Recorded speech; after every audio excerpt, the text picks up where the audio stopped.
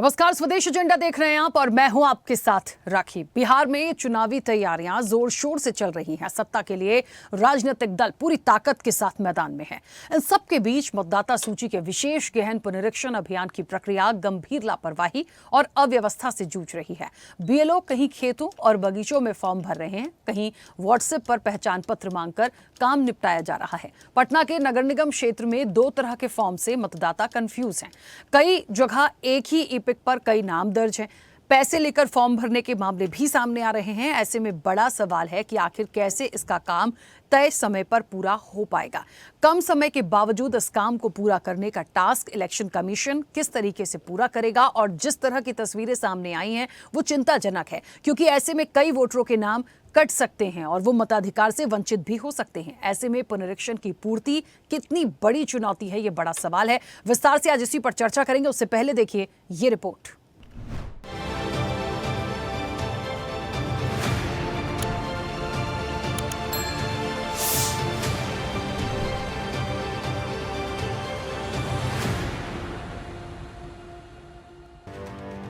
बिहार चुनाव की चर्चा पूरे देश में हो रही है। मुद्दों से इतर इस समय एसआईआर सिरदर्द बन गया है। विशेष गहन पुनरीक्षण के कार्य में अब मात्र 13 दिन शेष हैं, लेकिन कई मतदाताओं का सत्यापन नहीं हो पाया है। उन्हें डर सता रहा है कि कहीं मतदाता सूची से उनका नाम ही न कट जाए। मतदाता सत्यापन कार्य में मतदाताओं का बीएलओ से संपर्क न होने और गणना प्रपत्र न मिलने जैसी कई परेशानियों का सामना करना पड़ रहा है। ऐसे में लोग अपनी समस्याओं से अवगत कराने के लिए अधिकारियों को कॉल कर रहे हैं। इतना ही नहीं, 2 फॉर्म मिलने से भी लोग दुविधा में हैं। कौन सा फॉर्म भरना है और कौन सा नहीं। निगम के कर्मी सादा फॉर्म दे रहे हैं, बीएलओ प्रिंटेड फॉर्म दे रहे हैं। इससे लोग परेशान हैं। फॉर्म जमा करने पर पावती भी नहीं मिल रही है। विपक्ष इस पूरे मुद्दे पर शुरू से हमलावर है और इसी के चलते अब मताधिकार बचाओ अभियान चलाने की तैयारी में है।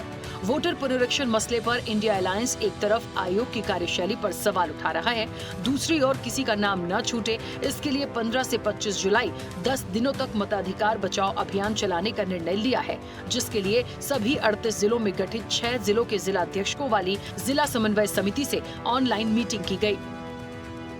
यानी गलती तो इन्हीं एनडीए वालों की है।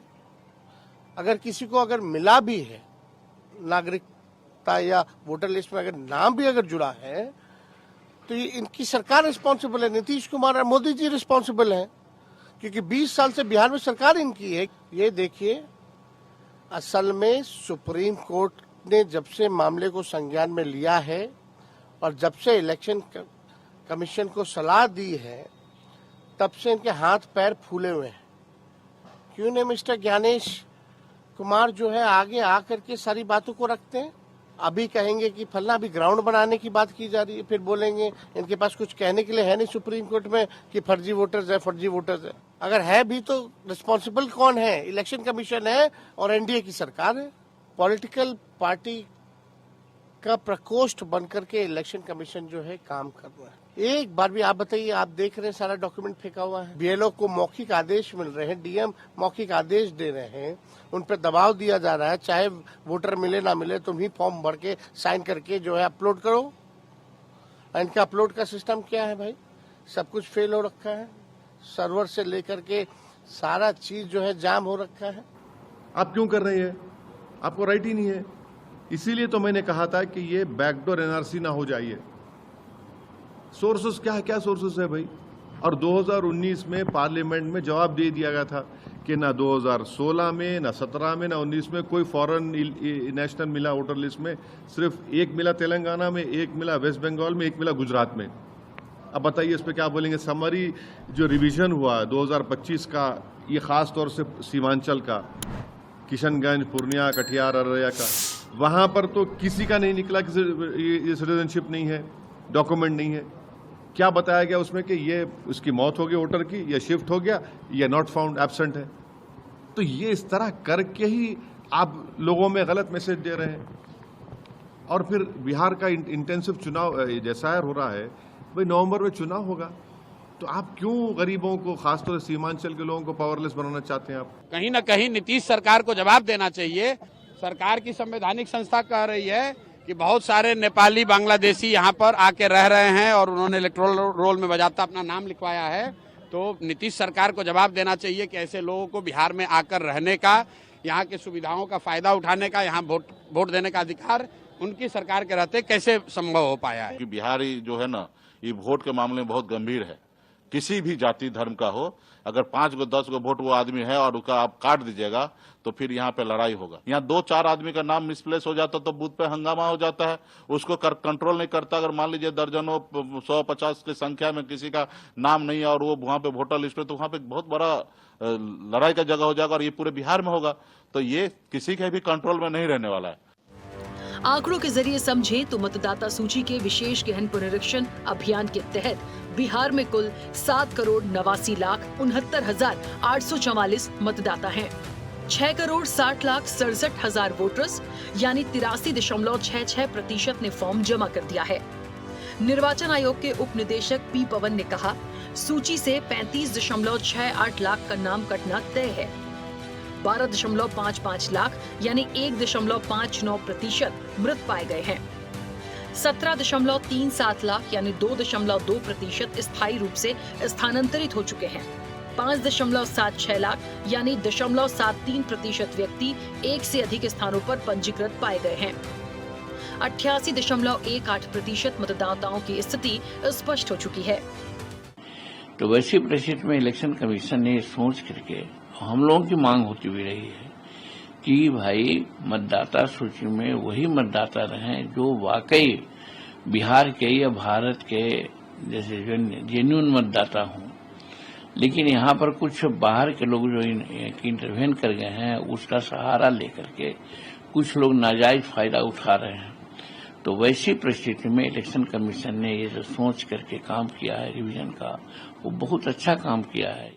मेन मुद्दा क्या है? मेन मुद्दा है कि तेजस्वी जी क्या बिहार के चुनाव में बिहारी वोट करेगा या बाहरी वोट करेगा? 9th पास हो ना हो, जिनकी पीएचडी फेक वोटर में है, जिनकी पीएचडी बूथ लूटिंग में है, बूथ कैप्चरिंग में है, आज उनको रोहिंग्या, बांग्लादेशी और विदेश से आए हुए वोटर क्यों चाहिए?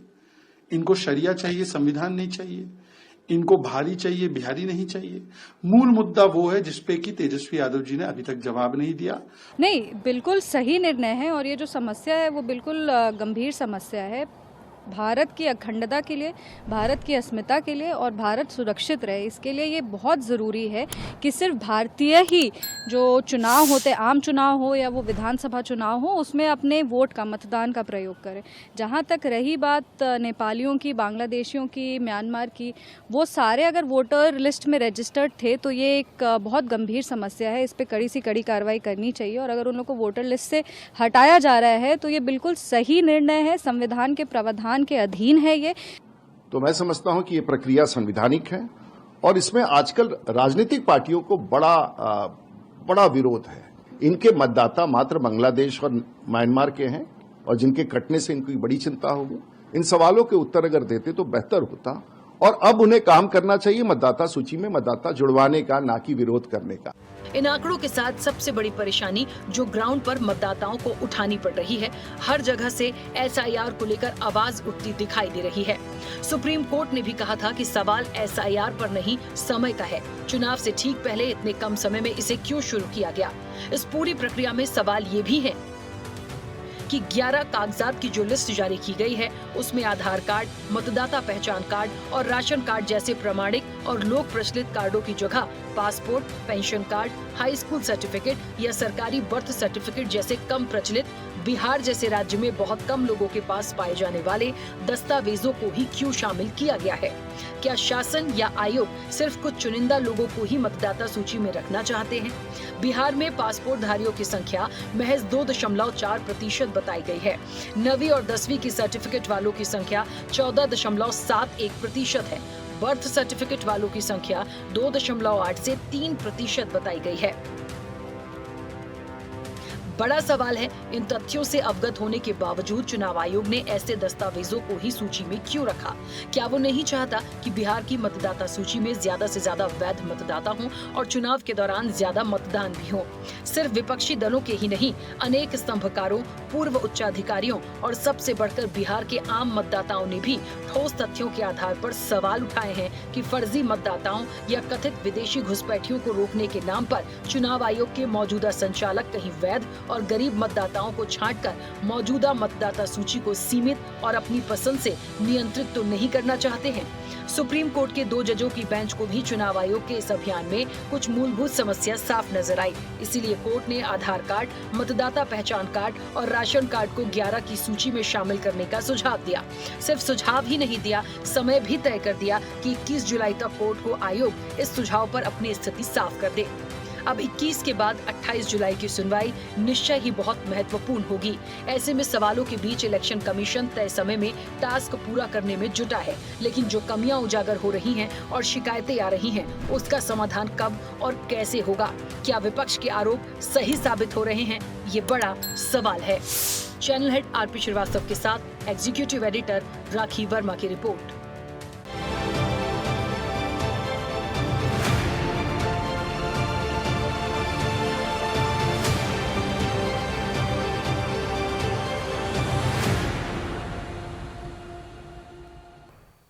ऐसे ही वीडियोस के लिए लाइक करें, शेयर करें, फॉलो करें। YouTube पर जाकर सब्सक्राइब कर बेल आइकन दबाना ना भूलें और ताजा अपडेट्स के लिए swedeshlive.com पर जरूर जाएं।